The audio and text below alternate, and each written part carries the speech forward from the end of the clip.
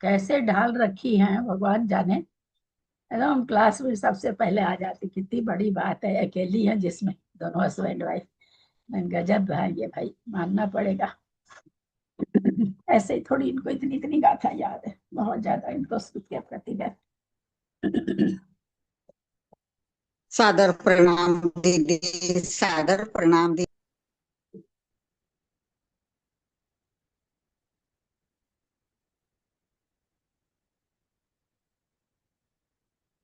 कृष्णा जी, आपकी वो सुमन जी मंजू जी मैसेज नहीं देखी है, जबकि मैं सबको कह रखी हूँ कि अभी मेरे डॉक्टर का चक्कर चलेगा, थोड़ा मैसेज देख लिया कीजिए, उन लोग को फोन कर दीजिए।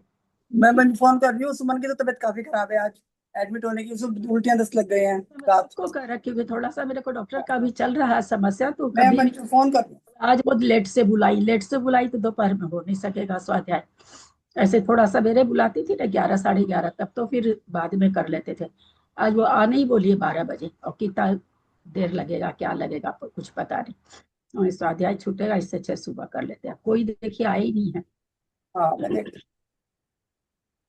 मैसेज नहीं देखते हैं लोग, मैं देखी हूँ ना, मैसेज नहीं देखते। मंजू पाटनी को फोन करी हूँ, वो भी नहीं देखती है मैसेज, उनको भी आदत कम है। फोन करी हूँ, फोन भी नहीं उठाती है। ठीक है जो है। मंजू को फोन कर रही हूँ, फोन उठाई नहीं रही है।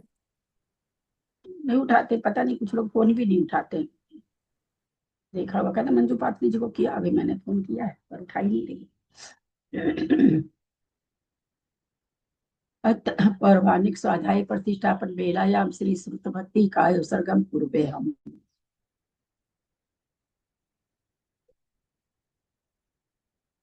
हाँ हो गई ये बात भाभी।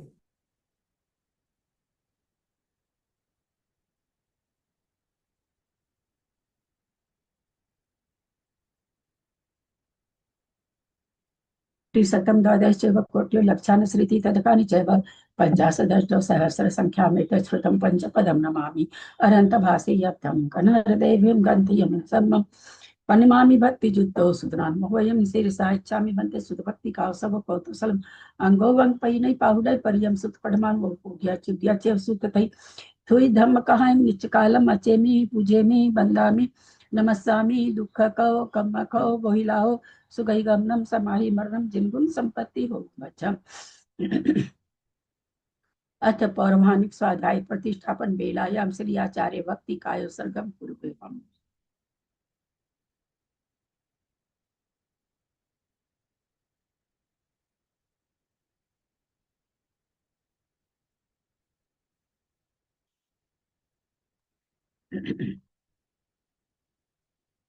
तो जल्दी पार्गेभ्य स्वपरमति भावना पटुमतिभ्य सुचरित पुनिधिभ्यो नमो गुरुभ्य गुण गुरुभ्य 36 गुण सम्मगे पचभ्याचार करण संग्री से शिष्टानुगुण कुशले धमार्य सदा वंदे गुरु भक्ति संग में नया तरंती संसार सायरम घोरम छीनंती अटकमम जमन मरणम न पावंती ये नित्यम व्रत मंत्र हो मनिरता ध्यानाग्निहोत्राकुला सटकर्मा विरता तपोधन धना। साधु गृह साधव शील प्रवर्णा गुण प्रहणा चंद्रार्क तेजोदिका मोक्ष द्वार कपाट पाटन भटा प्रीणन्तु मां साधव गुरु पांतु नो नित्यं ज्ञान दर्शन नायक चारित्रण गंभीरा मोक्ष मार्गोपदेशक इच्छामि बंते आर्य भक्ति का सगो कौतोसलम समदान समतल संचारि चित्तान पंच व्याचारम आर्यानम आयरादि सुतनानोपदेश्यानम वज्ञानम तीरेन गुण पालनरियानम सवसाहनम नित्यकालम अच्छेमी पूजेमी बंदामी नमस्सामि दुख कहो कम्म कहो मोहिलाओ सुगैगम समाहि मरणम जिनगुण संपत्ति हो मध्यम। ओकारं बिंदु संयुक्तम नित्यं ध्यायन्ति योगिनः कामदं मोक्षदं चैव ओंकाराय नमो नमः अविरल शब्द घनौघ प्रक्षाली सकल भूतल कलंका मुनि विरूपासी तीर्था सरस्वती हरतु न दूरितम् अज्ञानतिमिरान्धानां ज्ञानाञ्जन शलाकया चक्षुरुन्मिलितं येन तस्मै श्री गुरवे नमः श्री परम गुरवे नमः परंपराचार्य गुरुभ्यो नमः सकल कलुष विध्वंसकम श्रेषां परिवर्धकम धर्म संबंधकम भविजीव मन प्रतिबोधकारकम पुण्य प्रकाश पापणासमिदं शास्त्रम श्री गोमटसार जीवकांड नामधेयम अस्य मूल ग्रंथ कर्ता श्री सर्वज्ञ देवासुर ग्रंथ कर्ता श्रीगंधर देवा प्रतिगंधर देवा तेषां वचोनुसारताम् आसाद्य श्रीमद्मे चंदाचार्येण विरचितमिदं शास्त्रं श्रोतारः सावधानतया शृण्वन्तु। मंगलम भगवान वीरो मंगलम गौतमो गणि मंगलम कुंद कुंदाद्यो जैन धर्मोस्तु मंगलम सर्वमंगल मांगल्यम सर्वकल्याणकारकम प्रधानम सर्वधर्माणां जैनम जयतु शासनम जैनम जयतु शासनम जैनम जयतु शासनम सरस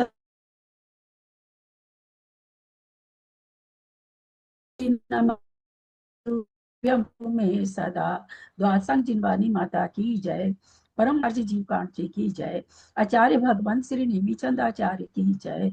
पंडित प्रवर श्री रत्नचंद मुक्तार जी की जय। अढ़ाई दीप में विराजमान सभी आचार्य उपाध्याय सर्व साधु के चरणों में नमोस्तु नमोस्तु नमोस्तु। सभी आरिका माता जी के चरणों में बंदामी बंदामी बंदामी। सभी छुल्लक छुल्लिका हेलक के चरणों में इच्छामी इच्छामी इच्छामी। सभी प्रतिमाधारी के चरणों में ग्रुप में विराजमान प्रतिमाधारी के चरणों में वंदना वंदना वंदना। पूज्य जनों का सादर चरण स्पर्श सभी से सादर जय जिनेन्द्र। हम लोग परम मांडलिक ग्रंथ गोमर साहब जी कांत जी का स्वाध्याय कर रहे हैं, जिसको आचार्य भगवंत नेमीचंद आचार्य ने गाथा रूप में लिखा है और इस पर पंडित प्रवर रत्नचंद मुक्तार जी की टीका है, उससे हमारा स्वाध्याय चल रहा है। जीव कांत जी के अंदर 20 स्वरूपना के द्वारा आचार्य ने प्रतिज्ञा की है कि हम जीव के बारे में बताएंगे। 20 स्वरूपना गुण स्थान जीव समास पर्याप्ति प्राण संज्ञा गति इंद्रिय काय योग वेद वेद कषाय ज्ञान संयम दर्शन लेश्या भव्यत्व सम्यक संगी और आहार। तब 20वीं स्वरूपना उपयोग। इस तरह से जीव कांत जी में 20 स्वरूपना का वर्णन चलेगा।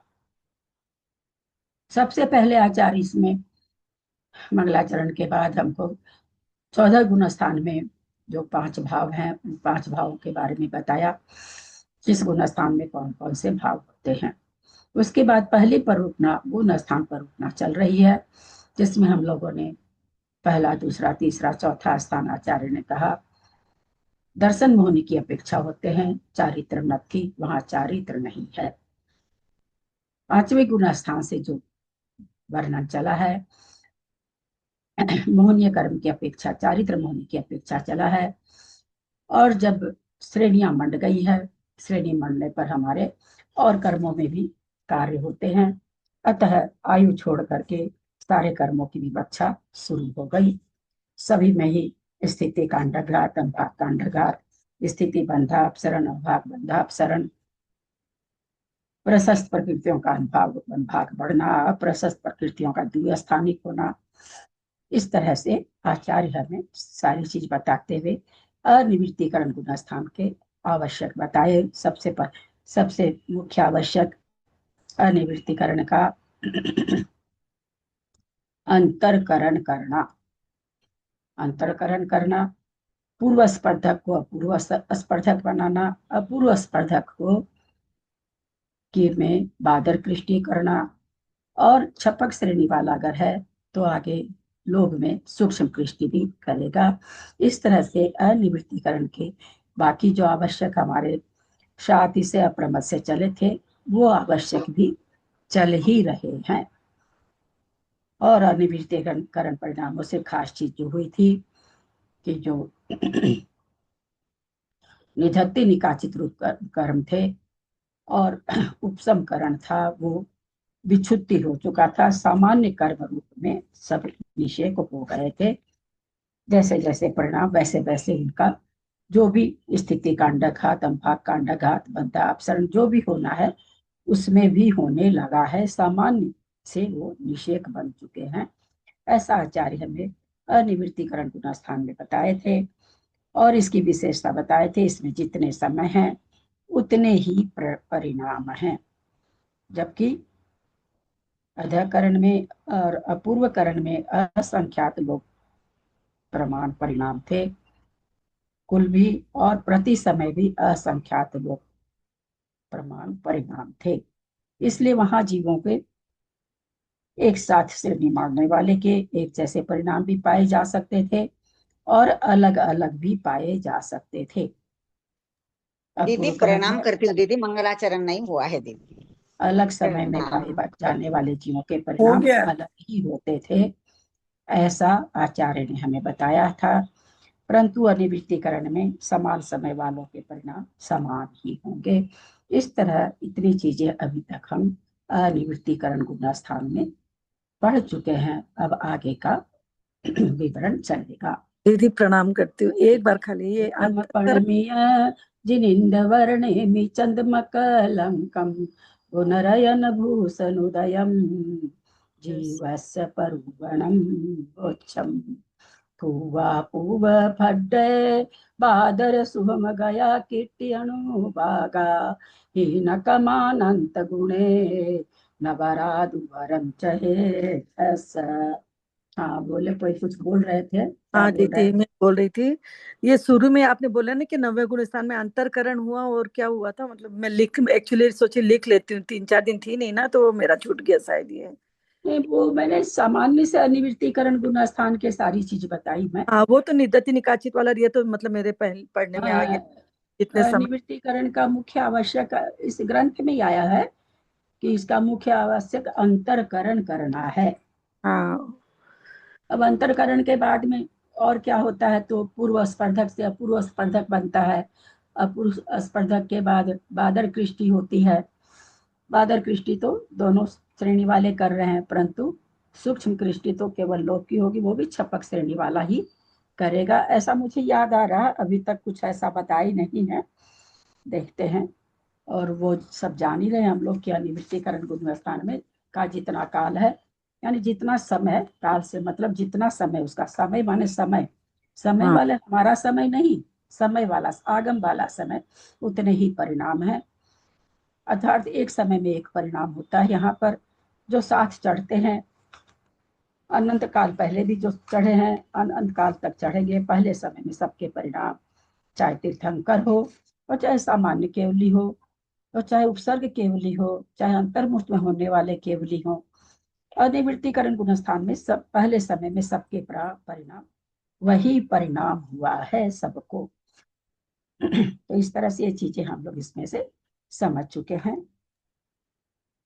दीदी, ये हाँ, पूर्व स्पर्धक अपूर्व स्पर्धक में बदलेंगे, मतलब ऐसा जो 8वें गुण स्थान में अपूर्व अपूर्व पूर्व स्पर्धक का स्पर्धक का मतलब वही है, यानी जितनी उसकी क्षमता कम हो गई है, वैसे स्पर्धक आज तक नहीं हुए थे, है ना। हम्म, पूर्व पूर्व में जितनी जितनी स्थिति अनुभाग पाया जा रहा था, उससे अपूर्व स्पर्धक बनना माने वैसे सत्यांश वाले, वैसे स्थिति वाले स्पर्धक आज तक हुए ही नहीं, संसारी जीव के होते ही नहीं है। जो उस अच्छा। स्थान में आता है उसी को तो अपूर्व से मतलब यही है कि संसार अवस्था में आज तक हुए ही नहीं, वैसे अब स्पर्धक बन रहे, यानी इस मतलब उसकी स्थिति अनुभाग बहुत घट रहा है, बहुत कम हो गया है। और तो जो आज तक अपूर्व नाम क्यों पड़ा, तो घट रहा, 7वें गुण स्थान से घट रहा। तो हम्म। अपूर्व इसलिए कहा गया कि इस गुण स्थान में आए बिना ये बनता ही नहीं, जब तक अंतरकरण नहीं हो तब तक। तो इसलिए ये अपूर्व स्पर्धक कराए, जो पूर्व में उनमें घात करने की शक्ति थी अथवा फल देने की शक्ति थी, वो कम कम होकर के अपूर्व स्पर्धक बन गए।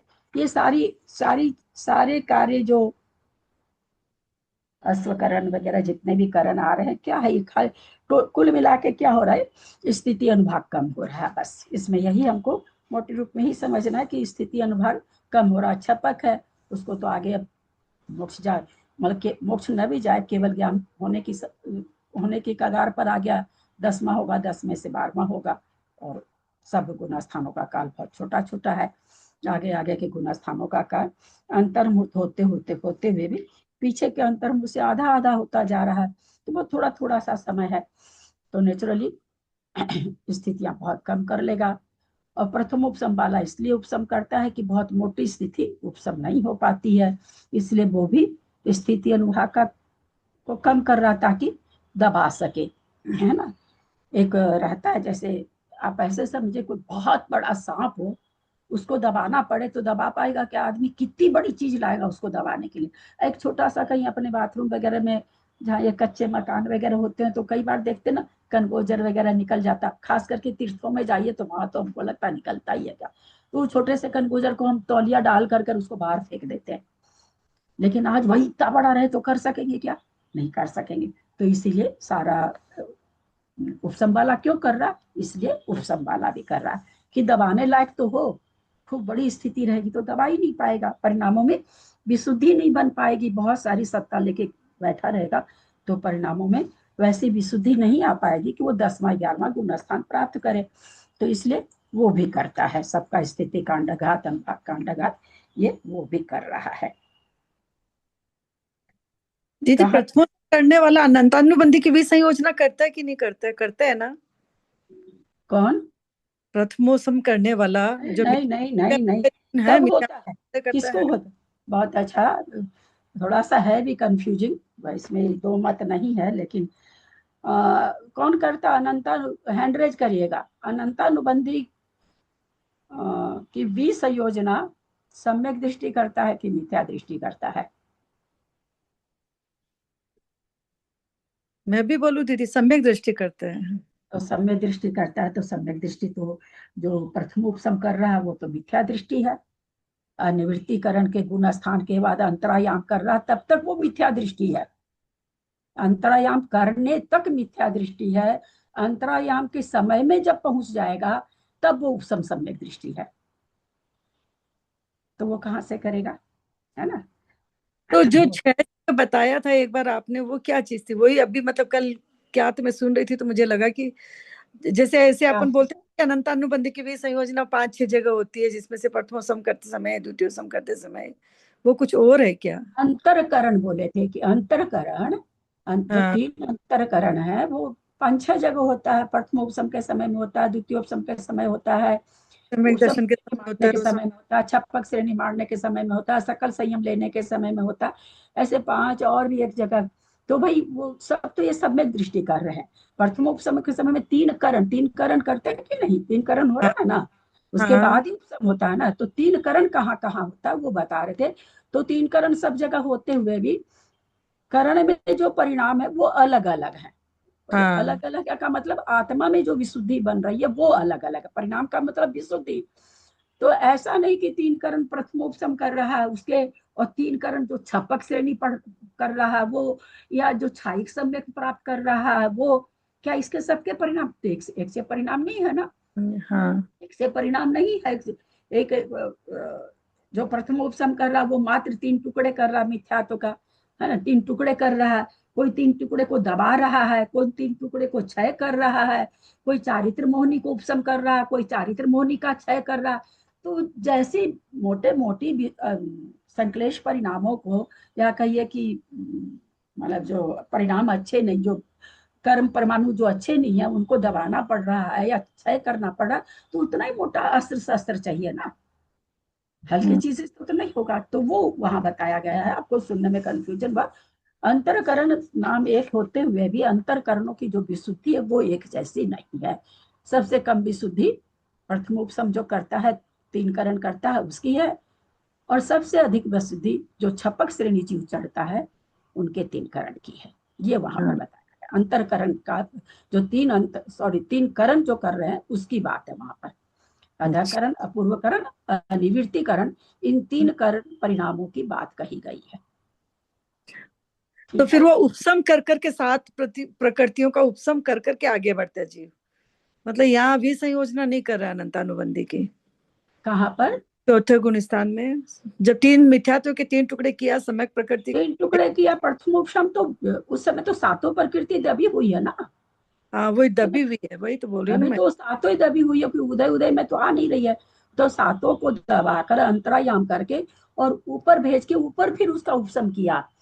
अंतरायाम में उपशम नहीं किया, अंतरायाम में तो जगह खाली किया, वहां से रहित कर दिया। हाँ, उपशम कहाँ किया? ऊपर, ऊपर जो जहां पर दिया है वहां पर उसको उपशम किया। क्योंकि अगर उपशम नहीं करेगा तो अभी तुम मान लीजिए कोई वहां बैरियर लगा दे कि उधर का आदमी उधर रहो, इधर नहीं आना, और अब क्या हो, पुलिस तो हट जाए, हम लोग जैसे आदमी तो थोड़ा सा बैरियर हटाएंगे और चल जाएंगे भीतर, चले जाएंगे ना, हम लोग करते हैं ना ऐसा। कहीं ये बैरियर लगा रहता है, पैदल जाना रहता है और अपने को लगता है ये रास्ता शॉर्टकट है, शॉर्ट, तो हाँ, तो पुलिस को नहीं देखते हैं तो बैरियर हटाते और अपने चले जाते हैं, है ना? तो वही हाँ, चीज है। तो बैरियर तो उसने अंतरायाम तो कर दिया, लेकिन अब वहां पर पुलिस तो लगी हुई नहीं है, उसने उसको दबाया तो है ही नहीं, रोका तो है ही नहीं, रोका नहीं तो वो तो आ जाएगा उतर करके। तो हाँ, अंतरायाम के बाद उपशम करता है, पहले तो ऊपर कर दिया, फिर उसको कहता है तुम बैठो अब यहाँ पर, जब तक अच्छा मेरे सातों प्रकृति उदय में नहीं आएगी, जो भी 5 प्रकृति, तब तक तुमको वहीं रहना है। ठीक है दीदी, अब समझ में आया। कहाँ तक कर लिए थे?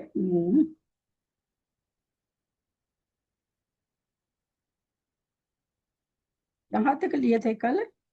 पेज नंबर 69 में। हाँ, पेज नहीं, 69 नहीं होगा।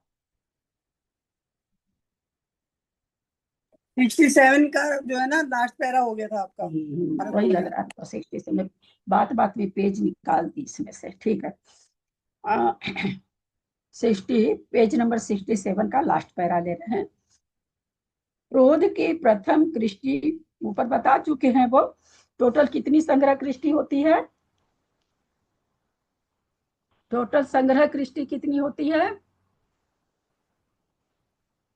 बोलिए ललिता जी। 12। 12 होती है मेरे समय, जहां तक मुझे लगता है आगे जाएंगे। ये 12 संग्रह कृष्टि किसके होगी? जो क्रोध कसाय से श्रेणी अनिवृत्तिकरण में प्रवेश करेगा। शायद ऐसा होना चाहिए, क्योंकि चारों कसाय की 3-3 कृष्टि बताए हैं, तो इसका मतलब जो क्रोध से करेगा उसको 12 संग्रह कृष्टि होनी चाहिए। मान से चढ़ेगा उसको 9 होनी चाहिए, माया से चढ़ेगा उसको 6 होना चाहिए, और जो लोभ से चढ़ेगा उनकी 3 होना चाहिए। मुझे ऐसा लगता है। आगे चलते हैं, क्या बताते हैं देखते हैं। तो कहते हैं क्रोध की सबसे पहले प्रथम कृष्टि वेदन करने वाले की जो प्रथम स्थिति है। आज सोचे थे कि वो बना दे तुम लोग, आप लोग के लिए वर्गना स्पर्धक। मंदिर से आते आते तो क्लास का ही समय हो गया। उस प्रथम स्थिति में एक समय अधिक आवली शेष रहने पर क्रोध की प्रथम कृष्टि का चरम समय वेदक होता है। हाँ, जो वेदन कर रहा है चरम समय का कर रहा है, क्योंकि कितना समय बचा? एक समय अधिक एकावधि। तदनंतर समय में, उसके अलग अगले समय में ही क्रोध की द्वितीय कृष्टि प्रदेशाग्र को आकर्षित कर क्रोध की प्रथम स्थिति को, क्रोध की द्वितीय कृष्टि प्रदेशाग्र को आकर्षित कर क्रोध की प्रथम स्थिति को करता है। उस समय क्रोध की प्रथम संग्रह कृष्टि के जो 2 समय कम 2 आवली प्रमाण नवक समय प्रबद्ध है, वे और उदयावली में जो प्रदेशाग्र है, वे प्रथम कृष्टि में शेष रहते हैं। हम लोग को सबको पता है नवक समय प्रबद्ध किसको कहते हैं? नवक समय प्रबद्ध किसको कहते हैं? आप आ रही हो, मैं बताऊं? हाँ, हाँ, 1 मिनट बता रही हूँ। हाँ सुन। बंद, आप बंद कर लिए। आपका हाथ वहीं पर है ना, तो कभी आप बंद बंद हैं। आप म्यूट हैं। आप म्यूट हैं त्रिशला जी। आपकी अंगली असल में वहीं पर है ना, तो टच हो जाती है। हाँ भाभी, बताती हूँ। नया समय, आपने मुझसे पूछा ना। हाँ हाँ, बोलिए। हाँ हाँ, नया नया समय जो होता है, जब नवीन कर्म बनते हैं, नया समय प्रवृत्त होता है। नवीन जो कर्म बनते हैं, नवक समय प्रवृत्त, जो नए नए होते हैं। नए तो हमेशा ही बनते हैं। जो अब नई, जो मतलब दुआवली प्रमाण, जो उसकी जो दुआवली प्रमाण क्रम में जो नए बनते हैं ना। नवक समय पर्वत मतलब नवक मैंने अभी अभी जो बना है। तो जो अभी अभी बनता है वो एकावली तक उदय में नहीं आता है।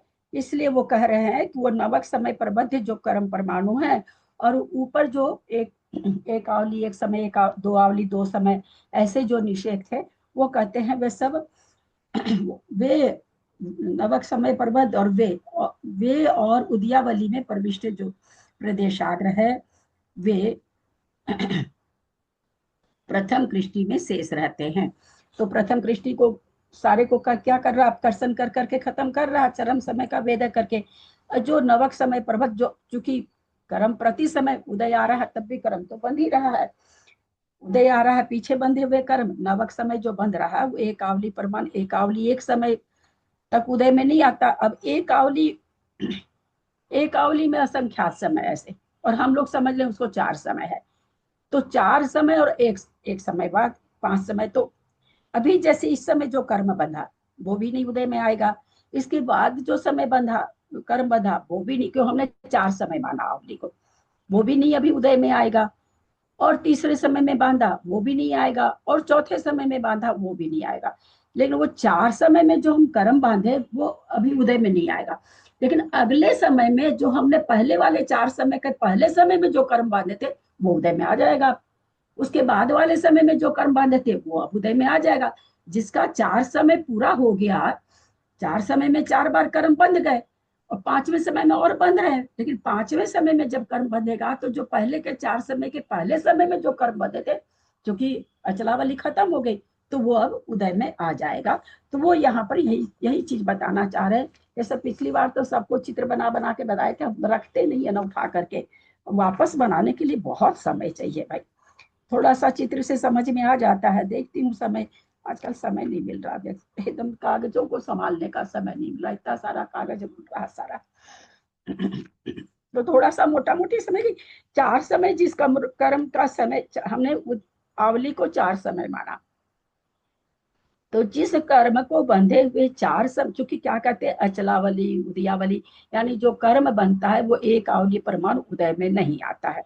तो हमने ऐसे तो असंख्यात समय की होती, पर हम समझने के लिए मान लेते वो 4 समय की होती।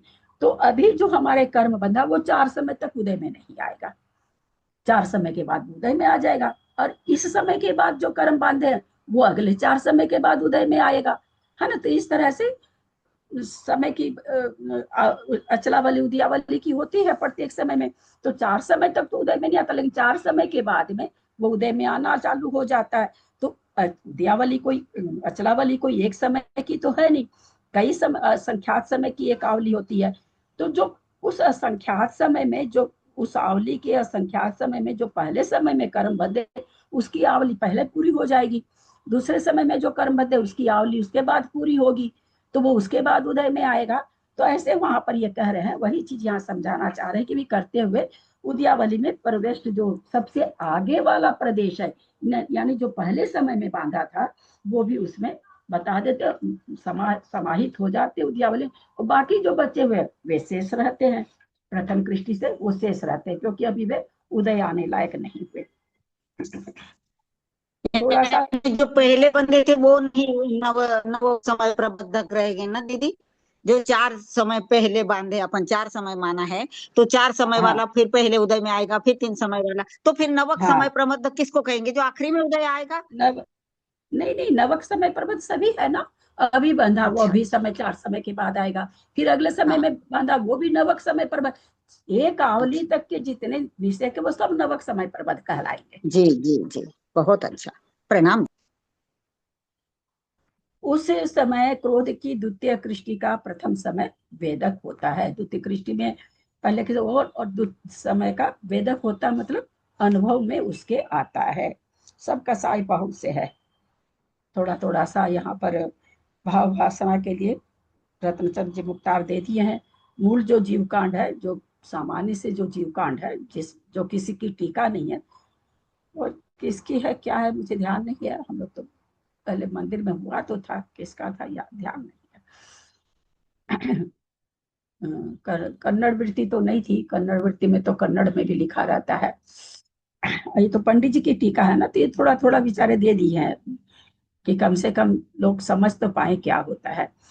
क्योंकि भैया का भी जो क्लास है वो इस ग्रंथ से नहीं है, विकास भैया का चाहे प्रणम सागर जी का, किसी भी, बस वो ऐसे ही मूल गाथा का टीका अर्थ कर करके है। तो इसलिए इतना विवेचन कहीं भी कुछ भी है ही नहीं, किसी की भी क्लास में नहीं, किसी क्लास में भी नहीं है।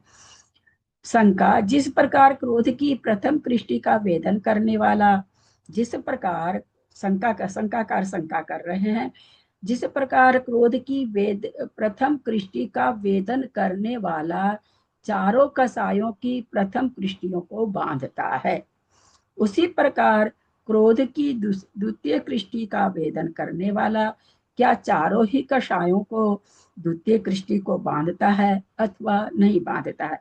प्रश्न क्या कर रहे हैं कि कोई क्रोध की कृष्टि कर रहा है तो चारों कसायों की कृष्टि कर रहा है, तो पहले समय में तो क्या दूसरे समय में भी जब उसकी दूसरी कृष्टि का भेदन करेगा तब भी क्या चारों कसायों की द्वितीय कृष्टि होगी क्या, बांधेगा क्या। समाधान, जिस कसाय को जिस जिस कसाय की जिस कृष्टि का वेदन करता है उस कसाय की उस कृष्टि को बांधता है। शेष कसायों की प्रथम कृष्टियों को बांधता है। तो यानी कह रहे हैं कि जिस कसाय का वेदन करता है उस कृष्टि को बांधता है, और शेष कसाय की तो प्रथम कृष्टि को ही बांधता है। आगे और समझा रहे हैं, क्रोध की द्वितीय कृष्टि का वेदन करने वाले को छपक की जो प्रथम स्थिति है, उस प्रथम स्थिति में आवली और प्रत्यावली काल के शेष रह जाने पर आगाल प्रत्यागाल विच्छुन्न हो जाते हैं। सब भूल गए होंगे आगाल प्रत्यागाल।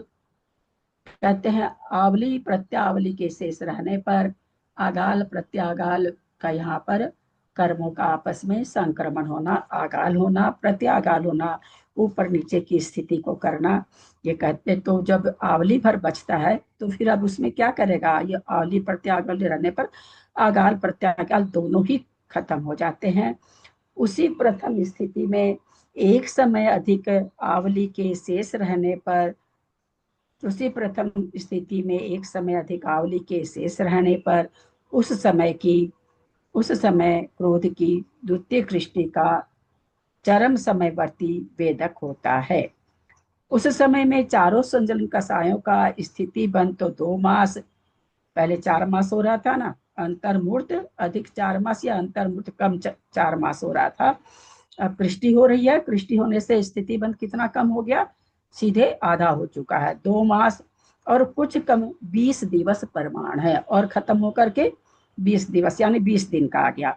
शेष घातिया कर्मों का स्थिति बंद वर्ष पृथकत्व प्रमाण है। शेष घातिया कर्म अभी सारे बंद रहे हैं, ज्ञानावरण, दर्शनावरण, अंतराय सभी बंद रहे हैं, खाली मोहनीय कर्म का यहाँ पर अभी संजलन कषाय और नौकसाय की बात है। तो कहते हैं कि और का कितना रह गया, बोला वर्ष पृथकत्व रह गया, यानी 8 वर्ष 3 से 9 वर्ष के बीच का रह गया, जो भी 4 वर्ष 5 वर्ष 6 वर्ष 7 वर्ष जो भी इतना प्रमाण स्थिति घातिया कर्मों की अभी शेष रह गई है।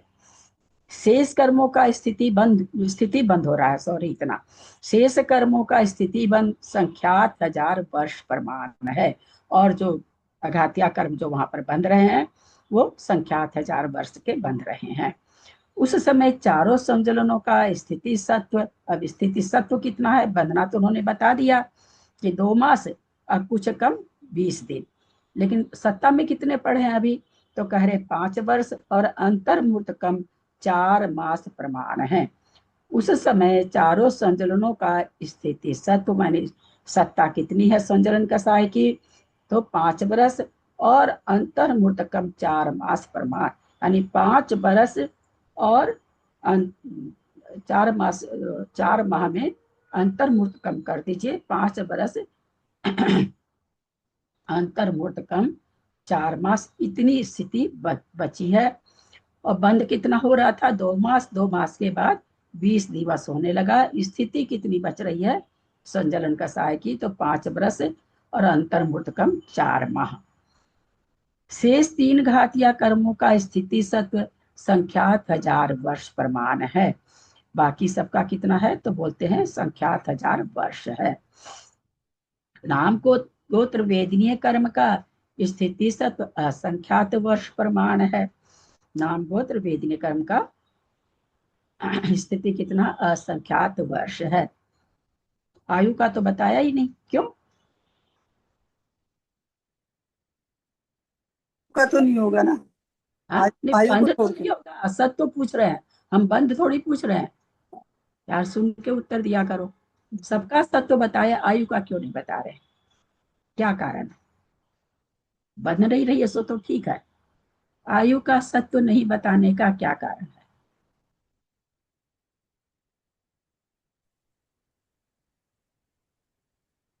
आप म्यूट करके क्या बोल रहे हैं त्रिशला जी, खोला करिए भाभी आयु का सब तो जो भव है वो तब तक सब तो तब तक रहेगा, जब जितनी आयु है उतना सब रहेगा। हाँ तो रहेगा तो सही, तो कुछ तो लिखते ना यहाँ पर, वो आयु क्योंकि पिछले भाव में फिक्स हो गई, अभी ये इस कार्य में वो कार्य नहीं कर पाएगा, वो तो जो फिक्स करके लेके गए वही मतलब आयु उसकी रहेगी, इसलिए। ठीक है बिल्कुल, लेकिन क्यों नहीं उसका एक, क्यों नहीं ऐसा कुछ भी कथन आ रहा, क्या कारण, क्यों नहीं बाधा बन रही दीदी है? मैं आयु जितनी को बंधी क्या हुई है, दीदी, आयु, एक मिनट विजया जी, आयु को ये कहाँ पर क्या करके कहा, बोलिए विजया जी। क्योंकि वो नई आयु बांधेगा ही नहीं ना, इसलिए सत्व नहीं रहेगा, यही आयु है उसकी। अरे तो आयु गलत का हो गया सत्व जी। तो है ही है ना। वो सही तो है। पहले त्रिशला जी बोले हाँ तो उन्हीं को हम टोक चुके। आयु बंध का तो सवाल ही क्या उठता जी है। जी। इसलिए आयु का कोई कथन नहीं है। जैसी आयु वैसा 13वें गुणस्थान का काल। जिसकी जैसी आयु वैसा 13वें गुणस्थान का काल। 8 वर्ष बिल्कुल। अंतर मूर्त कम पूर्व कोटि तक का काल है उसका। और वो हम्म, काल सारे कर्म भूमि के जितने जीव हैं उसमें सबकी आयु आ जाएगी। जी इससे अधिक उसका काल नहीं है। कम में तो अंतर्मूर्त में 7 से सिद्ध बना देते हैं। तो बिल्कुल। इस दीदी स्थिति सत्व जो बताया असंख्यात वर्ष, तो ये फिर कैसे कम करते हैं? वही करके अनुभाग कांडक और वो सब करके, हाँ, स्थिति सत्व तो जहां पर जब तक है मतलब गुण, बहुत ज्यादा है उसको कम कर लेगा, इसको तो आयु के इसीलिए बराबर कर लेगा। इसीलिए तो समुद्घात होता है ना 13वें गुण स्थान में। इन 3 कर्मों की स्थिति ज्यादा रहती है, आयु की स्थिति कम रहती है, तभी तो समुद्घात होता है ना। हाँ हाँ हाँ दीदी, अभी याद आ समुद्घात के लिए दो आचार्यों का, किन आचार्यों का नहीं जानते हैं, ऐसे ही लिखा हुआ कि 2 मत है। कोई आचार्य कहते हैं कि सभी करते हैं, कोई आचार्य कहते हैं कोई कोई करते हैं, और कोई आचार्य कहते हैं हर हालत में इन कर्मों की स्थिति ज्यादा ही रहती है, आयु इतनी नहीं रहती, तो होता ही होता है समुद्घात। 2 तरह की मान्यता हमको दोनों स्वीकार करनी पड़ेगी। तो ये तो कितनी भी स्थिति रहो, ज्यादा स्थिति है तो समय समुद्घात के द्वारा बराबर कर लेते हैं।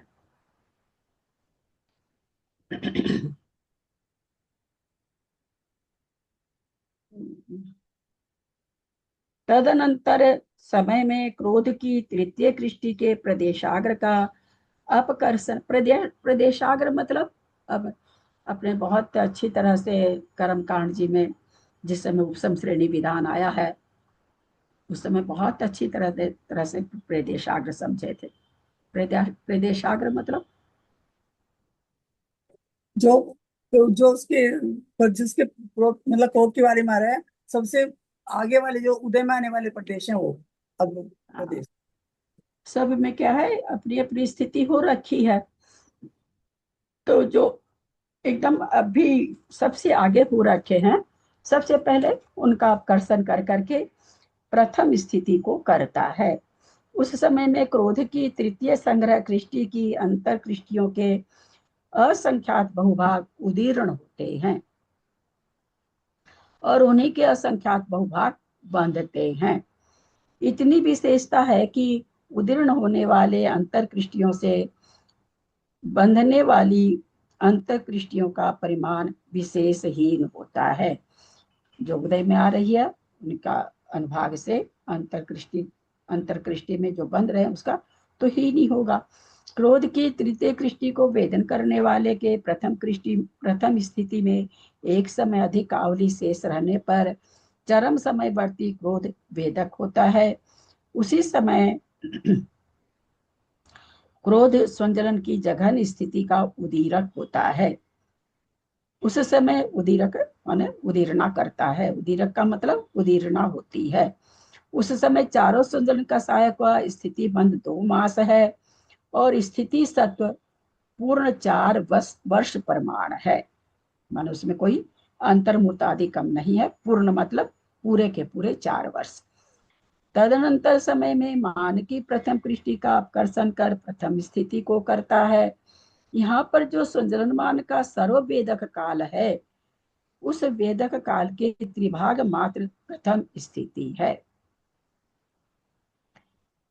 तब मान की प्रथम संग्रह कृष्टि को वेदन करने वाला उस प्रथम संग्रह कृष्टि की अंतर कृष्टियों के असंख्यात बहुभाग का वेदन करता है।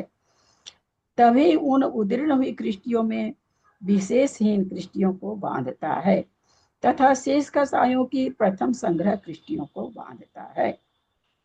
मान की प्रथम संग्रह कृष्टि को वेदन करने वाले की जो प्रथम स्थिति है, उसमें जब एक समय अधिक कावली काल शेष रहता है, तब तीनों संजलन कसायों का स्थिति बंध 1 मास अंतर्मुक्त कम 20 दिवस है।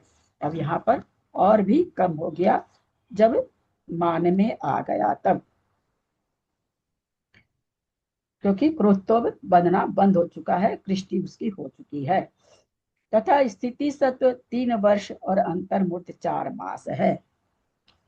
तदनंतर काल में मान की द्वितीय संग्रह कृष्टि की से प्रदेशाग अपकर्षण करके प्रथम स्थिति में करता है। मान की द्वितीय कृष्टि को वेदन करने वाले के प्रथम स्थिति में जब एक समय अधिकावली शेष रहती है, उस समय तीनों संजलन कसाय का स्थिति बंद 1 मास कुछ कम 10 दिवस होता है तथा इस स्थिति सत्व 2 वर्ष कुछ कम 8 मास रह जाता है। तदनंतर समय में मान की तृतीय कृष्टि से प्रदेशाग्र को अपकर्षित करके प्रथम स्थिति को करता है और उसी विधि से मान की तृतीय कृष्टि को वेदन करने वाले को प्रथम स्थिति में एक समय अधिकावली काल शेष रहता है, उस समय वह मान का चरम समय वेदक होता है। यानी इसके बाद अब उसको मान का उदय नहीं रहेगा, चरम समय का वेदक हो गया है। तब तीनों संजलों का स्थिति बंद 1 मास और स्थिति सत्व 2 वर्ष होता है। जैसे घट रहा, एक एक परिणाम से कैसे घटता जा रहा है। तदंतर समय में माया की प्रथम कृष्टि से प्रदेशाग्र का अपकर्षण कर प्रथम स्थिति को करता है। उसी विधि से माया की प्रथम कृष्टि को वेदन करने वाले के प्रथम स्थिति में एक समय अधिक आवली काल शेष रह जाता है। उस समय उन दोनों संजलनों का स्थिति बंद कुछ कम 25 दिवस और स्थिति सत्व 1 वर्ष कुछ कम 8 मास होता है। 2 वर्ष था, अब 1 वर्ष और 8 मास, कुछ कम 8 मास। तदंतर काल में माया की द्वितीय कृष्टि से प्रदेशाग्र का अपकर्षण करके प्रथम स्थिति को करता है। प्रथम स्थिति में एक समय अधिक आवली काल शेष रहने के समय दोनों संजलनों का स्थिति बंद कुछ कम 20 दिवस प्रमाण और स्थिति सत्व कुछ कम 16 मास है। अभी ऊपर 20 मास था, 16 मास है। तदंतर काल में माया की तृतीय कृष्टि के प्रदेशाग्र को आकर्षित करके प्रथम स्थिति को करता है।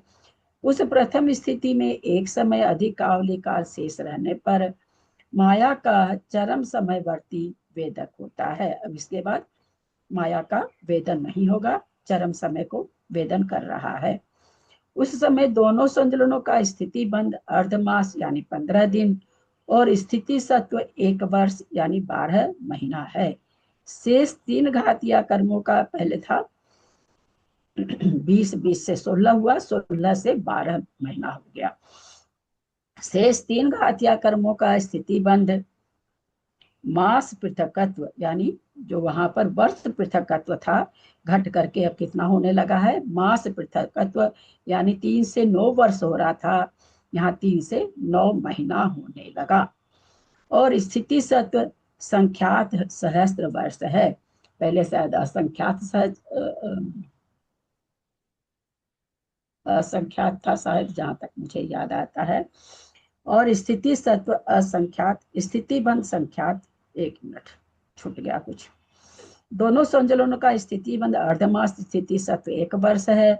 शेष 3 घातिया कर्मों का स्थिति बंद मास पृथकत्व स्थिति सत्व संख्यात 1000 वर्ष है तथा आयु बिना शेष, अब यहाँ पर आयु का नाम आया है, आयु बिना शेष 3 अघातिया कर्मों का स्थिति बंद संख्यात वर्ष और स्थिति सत्व असंख्यात वर्ष है। तदंतर काल में लोभ की प्रथम संग्रह दृष्टि से प्रदेशाग्र का अपकर्षण कर प्रथम स्थिति को करता है। लोभ की प्रथम स्थिति को वेदन करने वाले के जब एक समय अधिक आवली काल शेष रहता है, ये बार बार जो आ रहा है, क्रोध का प्रथम समय का प्रथम स्थिति को वेदन करने वाला, मान को करने वाला, माया को करने वाला, ये क्या कहना चाह रहे हैं? क्योंकि एक कषाय उदय में आती तो अंतर्मुख प्रमाण रहती है। तो कोई क्रोध से अनिवृत्तिकरण में घुसा तो वो जो क्रोध कृष्टि का चला है वो उसके साथ सारा होगा। कोई माया से चढ़ा है तो माया का जो सारा वर्णन किए हैं वो उसके साथ होगा। चारों कसाय का देने का मतलब ये नहीं है कि चारों कसाय का वहां वेदन करेगा, चारों वो कृष्टिकरण तो होता रहेगा अंदर अंदर, पर जो खास एक एक कसाय का जो लिखा जा रहा वो उस कसाय में होगा। इसी कारण मुझे ऐसा लग रहा संग्रह कृष्टि जो जिस कसाय से चढ़ेगा उसी कसाय से होगी। उसके बाद वाली कसाय की और उसकी उसके पहले वाली कसाय की संग्रह कृष्टि नहीं होनी चाहिए, क्योंकि अगर उसमें संग्रह कृष्टि करेंगे तब तो फिर बंद कब होता है, उदय होता है तब बंद होता है, तो फिर उसका उदय घटाना पड़ेगा। और अगर उसका उदय घटाएंगे तो चारों कसाय का उदय घटाना पड़ेगा। और सिद्धांत ये कहता है किसी एक कसाय से अनिवृत्तिकरण में प्रवेश कर रहा जीव तो वो फिर सिद्धांत बाधित हो रहा है। ऐसा मुझे लग रहा है कि संग्रह कृष्टि एक एक कसाय की कम होनी चाहिए। अभी आया नहीं है वो सिद्धांत, अभी तक नहीं आया है, देख रहे हैं, अभी तो वो कृष्टि ही करा रहे हैं। लेकिन दीदी जो क्रोध कसाय से चढ़ा उसके तो चारों कसायों की कृष्टि होगी ना। हाँ तो कृष्टि होगी ना, पर वेदक नहीं होगा। हाँ वेदक नहीं होगा बस। यहाँ वेदक बता रहे हैं ना कि हाँ प्रथम समय की स्थिति का वेदक हो रहा है, चरम समय की स्थिति का वेदक हो रहा है। तो चरम स्थिति का पहले समय में तो पहले समय का हो गया, और जब कृष्टिकरण करते करते अंतिम समय का हो रहा है, उस समय जो नवक समय प्रबद्ध है वो और कसायों का वो सारा उसमें आके खत्म होगा। तो हाँ भाई ऐसा यहाँ पर मुझे ऐसा अर्थ समझ में आ रहा है। बाकी तो देखिए छदमस्त जीव हैं अपने लोग सभी कोई, और अज्ञानी जीव भी हैं। जितना जितना ज्ञान है वैसा लगाते हैं, कुछ गलती भी हो तो जिनवानी माँ भी क्षमा करे, भगवान भी क्षमा करे, बुद्धि के अनुसार ही अर्थ लगाया जा सकता है। तदंतर काल में नीलू दीदी की क्लास में ऐसे, क्योंकि आचार्य श्री के हैं, बोलो बोलती हैं आज, अब तो आचार्य श्री नहीं रहे। आचार्य श्री जब नए नए मतलब 20 वर्ष 25 वर्ष पहले की बात समझिए कि तत्वार्थ सूत्र की जो व्याख्या करते थे 10 दिन में करते होंगे ना, 10 लक्षण में भी करते होंगे। बोला अब उन्हीं की व्याख्या सुनो तो वो अपने ही सिद्धांत को काट रहे हैं। क्यों? क्षयोपम बढ़ा है भाई, सभी तो छदमस्त है ना। जैसे जैसे हम शास्त्र पढ़ते हैं या जैसे जैसे हमको कुछ कुछ चीज अनुभव में आने लगती है ना, खुद महाराज लोग को तो बहुत अनुभव में आती होगी, बिल्कुल ध्यान में रहते हैं हमेशा, उनके अनुभव का तो कहना ही क्या है ना। अपने लोग तो कहीं भी नहीं है उनके सामने, तो अनुभव में आती हुई तो बहुत सारी चीज खुलती चली जाती है। तो इसलिए हम वो नहीं कह सकते कि 20 वर्ष पहले तो जो करते थे वो तो गलत करते थे, गलत नहीं करते थे, सभी छदमस्त। उस समय उतना ही ज्ञान के क्षय उपशम में बनता था, जैसे जैसे क्षय उपशम था उसी सूत्र का अलग।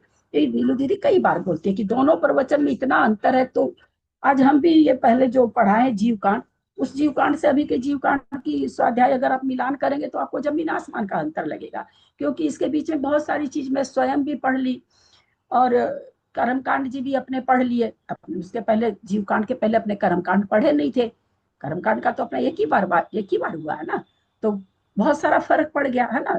थोड़ा थोड़ा कुछ बहुत सारी चीज 1000 पेज में सब कुछ भूल गए होंगे, 10-20 चीज तो याद रही जाती है ना सब कोई, तो वो फर्क तो पड़ता ही है फिर। तो इसलिए छदमस्त ज्ञानी है, जितना जितना हो पाता है करते हैं, कोई चीज गलत भी हो जाती होगी नहीं समझ में आने से। लोभ का स्थिति बंद, हाँ एक मिनट ऊपर से ले रहे हैं। तदंतर काल में लोभ की प्रथम संग्रह कृष्टि से प्रदेशाग्र का आकर्षण करके प्रथम स्थिति को करता है। लोभ की प्रथम स्थिति को वेदन करने वाले के जब एक समय अधिक कावली काल शेष रह जाता है तब लोभ का स्थिति बंद अंतर्मूर्त है। कितना अब लोभ कितना बन रहा, अंतर्मूर्त बन रहा है। स्थिति सत्व भी घट करके आ गया अंतर्मूर्त है। 3 घातिया कर्मों का स्थिति बंद दिवस पृथकत्व है। अब 3 से 9 दिन हो गया, वर्ष था महीना हुआ अब दिन हो गया। शेष कर्मों का स्थिति बंद भी वर्ष पृथकत्व हो गया, जो कि संख्यात 1000 वर्ष से चल रहा था, इतना कम हो गया। कितना? वर्ष पृथकत्व यानी 3 से 9 वर्ष। घातिया कर्मों का स्थिति सत्व संख्यात सहस्त्र वर्ष, और 3 आघात या का स्थिति सत असंख्यात वर्ष है। ऐसा इसमें कसाई पाहुड़ चूर्णी सूत्र बार बार जो आ रहा है, तो ऐसा मेरा मन मचलता है कि देख ही लूं कसाई पाहुड़ खोल करके कि उसमें कुछ ज्यादा, लेकिन वहां उल्टे वहां बहुत ज्यादा विवेचन शायद नहीं होना चाहिए। अब ऐसे तो कसाई पाहुड़ छूने की क्षमता नहीं है हम लोगों में, लेकिन हाँ, इसमें अगर सुविधि सागर जी अगर कर रखे हो, मुझे पता नहीं, मैंने देखा नहीं है, लेकिन मुझे नहीं लगता कि वहां पर भी वो जो एक बार हमने पढ़ा था कि लोग का कैसे, जो हम आप लोग को कहते हैं कि पढ़ के मेरे तो माथे की नस ही ऊपर नीचे हो गई। तो वो चीज वहां पर हो सकती है, क्योंकि खाली कसाई के बारे में ना, कसाई पाहुड़ तो खाली कसाई के बारे में, इतना मोटा ग्रंथ खाली कसाई के बारे में है, तो नेचुरली बहुत ही समयवर्ती वहां पर होगा वर्णन।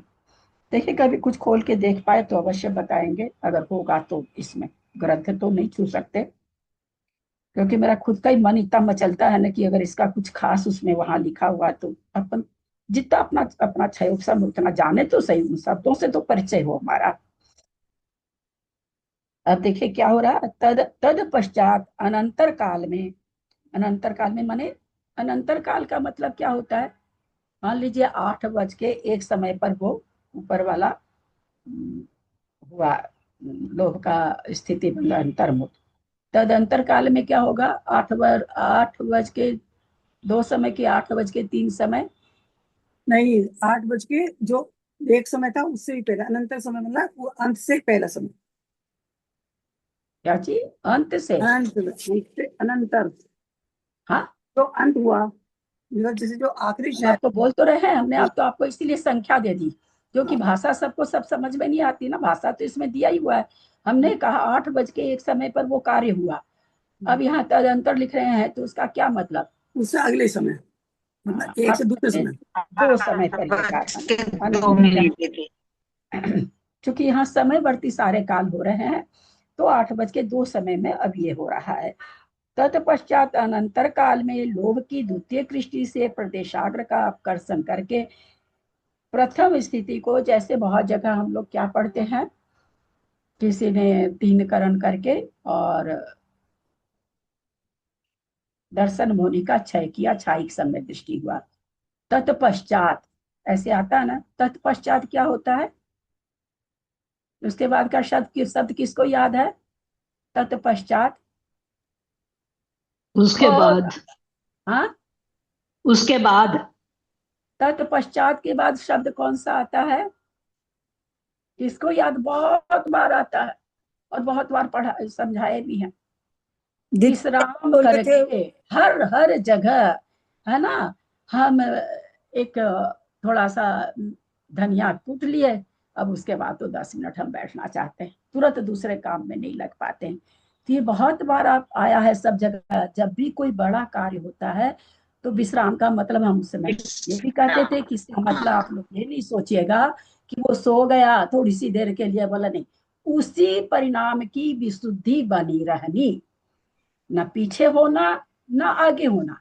जो परिणाम, यहाँ विश्राम का मतलब सोना नहीं है, आराम करना नहीं है, आराम का मतलब है जो परिणामों की विशुद्धि जितनी डिग्री की थी, वो परिणामों की विशुद्धि, मान ले 100 डिग्री का था तो न तो 99 होना न 101 होना, इसको कहा जाता है विश्राम करके। बहुत अच्छे से समझाया था दीदी, बहुत बार आपने।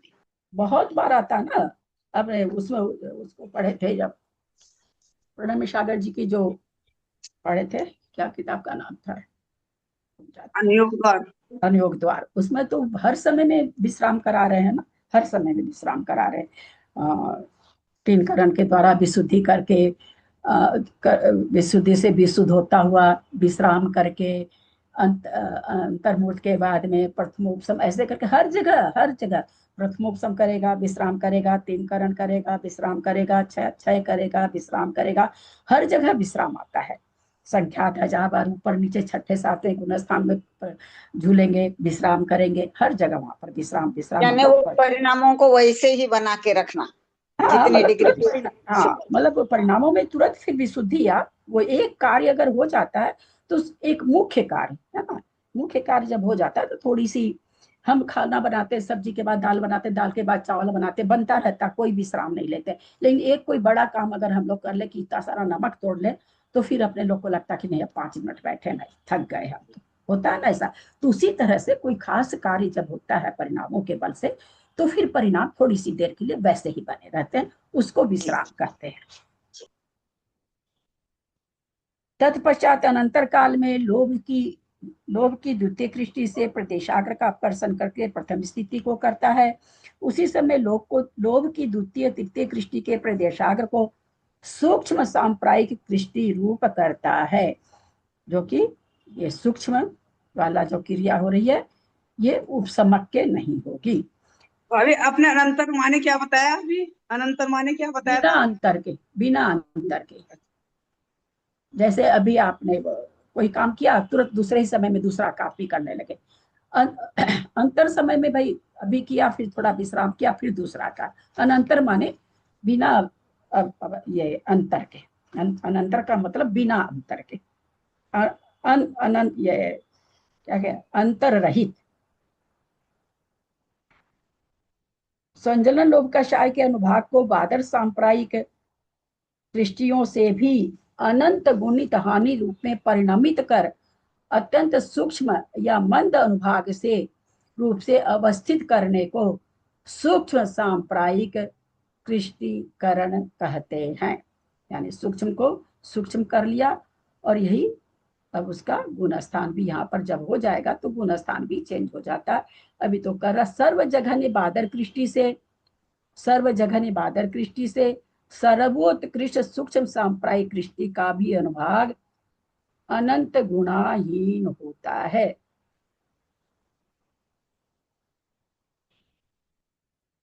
और अभी तक हम लोग क्या पढ़ते आ रहे थे कि किसी समय का बहुत जगह पढ़ते आए हैं ना, अधा प्रवृत्तिकरण में, अपूर्व सब में, कि किसी समय का अंतिम परिणाम, उत्कृष्ट अंतिम परिणाम से अगले समय में होने वाला जघन्य परिणाम भी उस उत्कृष्ट परिणाम से अनंत गुणी विशुद्धि लिया हुआ होता है। ये पढ़ते आ रहे, अभी तक सब जगह यही आया था, यहाँ एकदम से उल्टा आ गया। सर्व जघन्य बादर कृष्टि से, जघन्य बादर कृष्टि से कह रहे हैं, उत्कृष्ट की तो यहाँ बात ही नहीं है। हम लोग अभी क्या पढ़ते आ रहे थे, उत्कृष्ट से अगले समय में जो जघन्य होता था वो भी उससे बहुत कई गुना असंख्यात है, कहीं अनंत गुना। जहाँ अनुभाग बात आता है वहां अनंत गुना आ जाता है। तो यहाँ क्या कह रहे हैं, सर्व जघन्य बादर कृष्टि से सर्वोत्कृष्ट सूक्ष्म सांप्रायिक कृष्टि का सूक्ष्म जो कृष्टि सूक्ष्म हो चुकी है, उसका सबसे सर्वोत्कृष्ट जो अनुभाग देने की शक्ति है, वो भी बादर कृष्टि में जो जघन्य है उससे भी अनंत गुणाहीन है।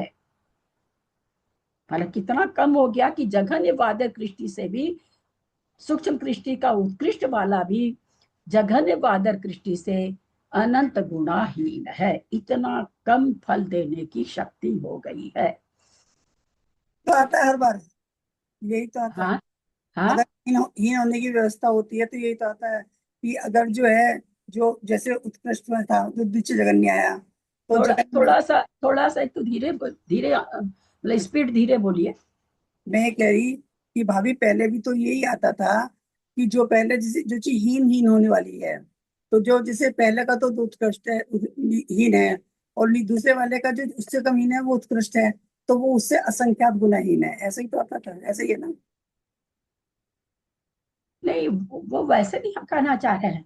वो जहां पर ये अधाकरण अपूर्वकरण वगैरह पढ़े थे तो था कि भाई पहले समय की जो उत्कृष्ट विशुद्धि है, उत्कृष्ट विशुद्धि, उससे अगले समय की जघन्य विशुद्धि भी अनंत गुनी है ना। क्योंकि ऐसे ही तमाम जगह अभी तक जहां भी तुलनात्मक आय विश्लेषण आया है, तो अगले समय का जघन्य और पिछले समय का उत्कृष्ट, उस दोनों में आया था। इसमें यहाँ पर क्या ले गए, जघन्य बादर कृष्टि। बादर कृष्टि जहाँ शुरू हुई है, पूर्व स्पर्धक से बादर कृष्टि शुरू हुई, तो वहां पर जो जघन्य सबसे है, अभी शुरू हुई है, जघन्य से ज्यादा कृष्टि होगी।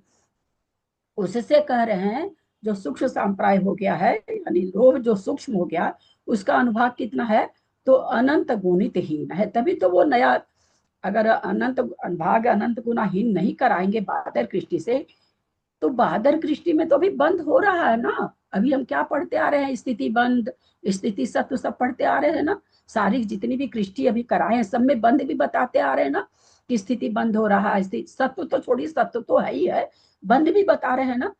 यहाँ पर ऐसा बताने का क्या कारण है कि अब इससे बंद नहीं होगा, अब इसमें वो ताकत नहीं रह गई कि नया कर्म बांधे, है ना। इतना अनुभाग कम हो गया कि अब वो जैसे हमने कोई चीज तोड़ी तोड़ी तोड़ी तोड़ी, इतना छोटा टुकड़ा कर दिया नमक का मैदा के जैसे। अब वो क्या टूटेगा, ऑलरेडी उसको तो हमने मैदा जैसा कर दिया, तो अब वो तो नहीं टूटेगा ना, टूट नहीं सकता है ना। तो वही चीज यहाँ पर समझा। अभी बादर कृष्टि से सूक्ष्म कृष्टि करने की जरूरत क्या पड़ी, बादर कृष्टि में स्थिति का बंद हो रहा है। कम अथवा ज्यादा बनते बनते आ गया है, अंतर्मुख तक आ गई है ना। आया था ना अभी संजलन का सहाय का अंतर्मुख बंद हो रहा है। अभी वो अंतर्मुख हो रहा है क्योंकि अगले अगले समय में उसको उदय में आना है 10वें गुण स्थान में। तो स्थिति नहीं रहेगी, बंद नहीं होगा, तो अगले समय में उदय कहाँ से आएगी, 10वें गुण स्थान तक उदय में आना है। और बादर कृष्टि तो उपसम श्रेणी वाला भी कर रहा है, तो उसको तो 11वें में जाके फिर वापस भी आना है। तो यहाँ पर ये क्या कहना चाह रहे हैं कि सूक्ष्म कसाय कृष्टि का अनुभाग अनंत गुणाहीन होता है। क्योंकि अनंत गुणाहीन होगा तभी वो ऐसा होगा कि 10वें गुण स्थान में यद्यपि बाद लोभ का उदय होते हुए भी लोभ का बंध नहीं होगा। जबकि नियम है जिस समय जिस कर्म का उदय रहता है उस समय उस कर्म का बंध होता है। लेकिन यहाँ पर एक अलग सी चीज है कि लोभ का उदय होते हुए भी लोभ का बंध नहीं है, क्योंकि उस उदय वाले लोभ में इतनी ताकत ही नहीं बची कि वो नया बंध करा सके। इसलिए सूक्ष्म सांप्रदायिक कृष्टियों का स्थान लोभ की तृतीय कृष्टि के नीचे है। सूक्ष्म सांप्रदायिक जो कृष्टि है, जो कृष्टि होगी, सूक्ष्म कृष्टि जो होगी, वो बोलते कहाँ पर है, जब तीसरी कृष्टि इसकी हो जाती है। क्योंकि 3 ही 3 कृष्टि है सब में, 12 कृष्टि है, 3 3 कृष्टि है सब में। संग्रह कृष्टि हम लोगों ने देखा था ना कि 12 होती है। तो अब 12 कृष्टि इसकी तीसरी कृष्टि हो जाएगी तब सूक्ष्म लोभ, क्योंकि तीसरी कृष्टि में भी अभी लोभ का बंध हो रहा था। लोभ की द्वितीय कृष्टि का वेदन करने वाला प्रथम समय में ही सूक्ष्म सांप्रायिक, सांप्रायिक मतलब लोभ, यहाँ सांप्रायिक मतलब लोभ मान जानेंगे, सूक्ष्म लोभ कृष्टियों की रचना करना प्रारंभ करता है। हम लोभ बोले, बोलना तो सांप्राय चाहिए, क्योंकि आप लोग को क्षय सब में बच जाए इसलिए मैंने लोभ कहा। अब ये क्या कह रहे हैं कि जो द्वितीय कृष्टि का वेदन करता वो क्या शुरू कर दिया, सूक्ष्म, अब सूक्ष्म कृष्टि उसकी करना चालू कर दिया है, किसकी, लोभ के निषेकों की। यदि यदि एक, हाँ हाँ बोलिए। पेज नंबर क्या नाम लिखे, पेज नंबर। अरे अब तो स्वाध्याय खत्म हुआ बहुत देर के बाद पूछे 70 नंबर पेज, पहले पूछना था ना। अब तो खत्म होने वाला समय तो हो गया, बस ये खाली इतना ही करेंगे। यदि स्वंजरण लोभ के, हाँ, यदि स्वंजरण लोभ के द्वितीय त्रिभाग में सूक्ष्म सांप्रदायिक कृष्टियों की रचना न करे तो तृतीय भाग में सूक्ष्म कृष्टि का वेदक रूप से परिणमन नहीं हो सकता। कहाँ परिणमन कर लेगा सूक्ष्म कृष्टि का, 9वें गुण स्थान में ही कर लेगा सूक्ष्म, क्योंकि अंत समय में अगर बांधेगा तो फिर मुश्किल हो जाएगी। तो वहीं पर उसने वेदन कर लिया, 9वां गुण स्थान अभी चल रहा है। देखिए कैसी कैसी अपने आप स्वतः क्रिया होती है, कोई करने वाला थोड़ी बैठा है, अपने यहाँ कोई करता थोड़ी है, अपने यहाँ तो अपने परिणाम ही करता है जो है। और सोच के देखिए, एकदम मोटे रूप में समझे हैं, फिर भी कितनी भावभाषणा हो रही है कि कैसे कैसे कार्य होते हैं। लोभ की द्वितीय कृष्टि को ये थोड़ा सा अधूरा सा रह जाएगा, इसलिए ये किससे कितनी, हाँ यहाँ पर आएगा कितनी कृष्टियां होती है, वहां तक थोड़ा सा पढ़ देते हैं। लोभ की द्वितीय कृष्टि के वेदन करने वाले की जो प्रथम स्थिति है, उस प्रथम स्थिति में जब एक समय अधिकावधि से काल शेष रहता है, उस समय वह चरम समयवर्ती बादर सांप्रायिक होता है। वो समय यहाँ तक वो बादर सांप्रायिक यानी बादर लोभ वाला है। अब उसका बादर लोभ का ये चरम समय है। उसी समय में अर्थात अनिवृत्तीकरण, अब गुण स्थान का नाम ले रहे हैं, अनिवृत्तीकरण गुण स्थान के अंतिम समय में लोभ की संक्रमणमान चरम बादर सांप्रायिक कृष्टि सामस्त्य रूप से सूक्ष्म सांप्रायिक कृष्टियों में संक्रांत हो जाती है। अब आकर के सारी कृष्टियां जितनी हुई थी वो सब किस में हो गई? संक्रांत माने बदल जाती है। किस में बदल जाती है? सूक्ष्म, सूक्ष्म सांप्रायिक माने सूक्ष्म लोभ की कृष्टि में बदल जाती है। लोभ की द्वितीय बाधक कृष्टि में एक समय दो आवली प्रमाण नवक समय प्रबद्ध को छोड़कर तथा उदियावली प्रविष्ट द्रव्य को छोड़कर शेष सब सर्व कृष्टियां संक्रमण को प्राप्त हो जाती है। इतनी को छोड़ करके, क्योंकि हम लोग सभी जानते हैं एक आवली तक के निषेक में न संक्रमण होता है, न अपकर्षण होता है, न उत्कर्षण होता है। तो पहले समय जो बांधा था, एक समय अधिक एक आवली, दूसरे समय में हो गया तो एक समय अब उसमें कम हो गया, तीसरे से दो आवली हो गया। ये दोनों ही नवक समय पर है, क्योंकि एक आवली पूरा हुए बिना तक कर्म उदय में आता नहीं है। तो एक आवली में जो समय है, पहले समय में बांधा वो भी नमक समय प्रबद्ध है, दूसरी समय में बांधा वो भी नवक समय प्रबद्ध है, तीसरे समय में जो बांधता है वो भी नवक समय प्रबद्ध है। उदय में आने के लिए फिर एक एक समय का कम कम होता चला जाता है। तो इसलिए यहाँ पर एक समय कम दो आवली के निषेध को ले रहे हैं। ये नवक समय प्रबद्ध है। ये न तो ये क्या है, और जो उदियावली में आ चुका है ये, तो चूंकि अलग से क्यों दिए उदियावली? उदियावली एक आवली की होती है, निषेध कितने समय के हैं? एक समय कम दो आवली के हैं। तो इसलिए वो यहाँ पर कह रहे हैं कि जो उदियावली में आ गए हैं और एक, एक,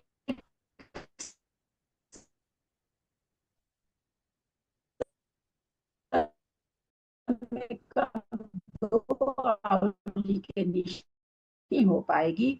एज इट इज सूक्ष्म को छोड़कर के शेष जितनी कृष्टियां बनी थी, संग्रह कृष्टि हो चाहे उसके बीच में अंतर कृष्टि हो, सभी वो बदल करके संक्रमित होकर के सूक्ष्म लोह रूप हो चुकी है।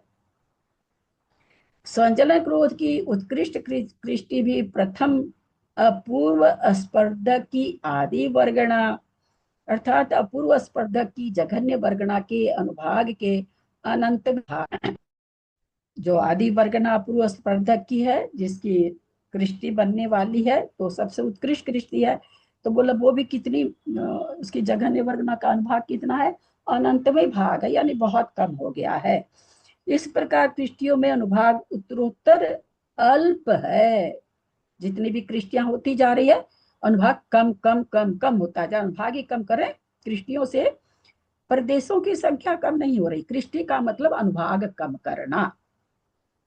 और फिर कहेंगे कि आप यहाँ पर तो सत्व और स्थिति बंध बता रहे हैं, तो वो तो सातवें गुण स्थान के साथ ही से चल ही रहा है। कम कम स्थिति बंद होना वो एक अलग आवश्यक है, और कृष्टिकरण करना एक अलग आवश्यक है।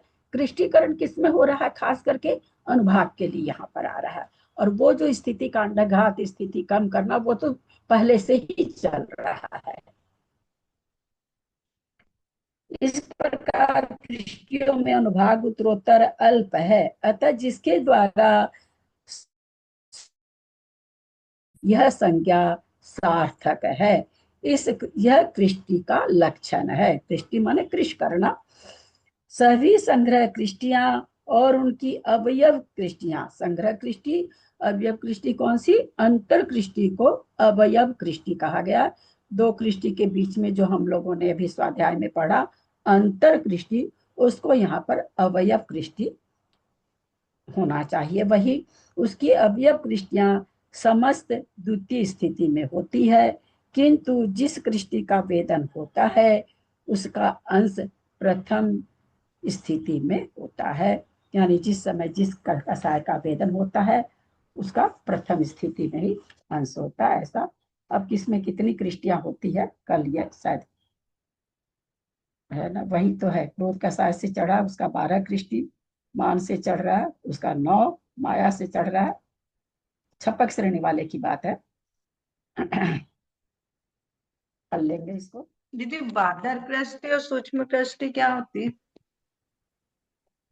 नेचुरली बादल कृष्टि मतलब उस समय तक अभी अपूर्व स्पर्धक से बादल कृष्टि हो रही है। बादल कृष्टि का मतलब मोटी मोटी कृष्टि होना, जैसे बताया ना, बड़े टुकड़े को थोड़ा इतना बड़ा बड़ा करना और सूक्ष्म कृष्टि और उसको छोटा करना, सारा ये एक ही चीज है, घुमा फिरा करके अनुभाग को कम कम करना। तो एक बड़े अनुभाग को डायरेक्ट हम इतना छोटा नहीं कर सकते ना, तो पहले उसका बादल यानी मोटा मोटा होगा, उसके जितने अनुभाग बंधा हुआ उसके मोटे मोटे टुकड़े होंगे, बड़ी बड़ी स्थिति के होंगे, फिर और कम कर देना अनुभाग को, सूक्ष्म कृष्टि हो जाता है। एक साथ में सूक्ष्म कृष्टि नहीं हो सकती है किसी भी परिणाम से, ऐसे परिणाम कभी भी नहीं हो सकते किसी भी जीव के, चाहे वो आदिनाथी भगवान क्यों न रहे, उनके साथ भी अनिविष्टीकरण गुण स्थान में इतना कार्य हुआ है। किसी के परिणाम ऐसे नहीं बनते कि अपूर्व स्पर्धक से सीधे सूक्ष्म कृष्टि कर ले, ऐसे परिणाम होते, इतनी विशुद्धि बन ही नहीं पाती। सबका क्रमिक है ना, कि कितने परिणाम विशुद्ध होंगे, कितना परिणाम, सब एक क्रम पूर्वक सारी चीज चलती है, सारा गणित है इसका छपना सारा। अगर कभी किसी गुरु महाराज के मुख से आप लोग पढ़ेंगे तो पाएंगे सब चीज का क्रम बना हुआ है, गणित रूप से हो रहा है, सब चीज अपने आप ही गणित है।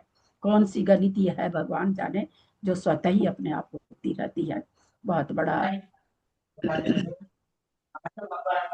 यदक्षरमात्रा पदवाक्यहीनं मया प्रमादादिकञ्चनोक्तं धर्मे क्षमित्वा विदधातु देवी सरस्वती केवलबोधलब्धिं बुद्धि समाधि परिणाम शुद्धि स्वात्मोपलब्धि शिव सौख्य सिद्धि चिंतामणि चिंतित वस्तुदाने त्वं वन्द्यमानस्य ममास्तु देवी। जावाणी के ज्ञान ते